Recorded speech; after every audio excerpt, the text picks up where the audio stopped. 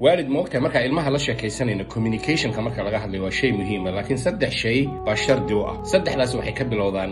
waa attention affection appreciation attention waxaan ka wadnaa ilmaha inaad indhaha ka eegayso attention siinayso inaad wada joogtaan inaad la joogto inaad madaxa saaleedahay inuu ilmuhu arkayo inaad isla socotaan oodan telefoon ku mashquulsaneen oodan meel kale eegeen iyo safe space inaad la joogto meel labadiina kaliya ah oo marka dad kale aanay idin maqlin waa attention affection waxa weeye ilmahan inuu og yahay inaad daneynayso inuu og yahay inaad jeceshahay inuu og yahay inaad madaxa saaleedahay inuu og yahay inaad u qoslayso in aad gacantiisa qaban karto inaad hagsiin karto waa qayb kamida communicationka ilmahana lagu hanto appreciation waxa weeye ilmihi markuu wax fiican qabto in aad u mahad celin karto guubaabin karto dhiirigelin karto thank you jazakallahu khair mahadsanid aabe hawl fiican baa qabatay oo siin karto abaalmarin iyo wax la midka saddexdaas shay waxay lafdhabar u yihiin communicationka waalidku uu ilmihiisa la yeelanayo bay ka bilowdaan the triple A waa affection appreciation iyo attention muuqaalada soo socda si aad uga bogato fadlan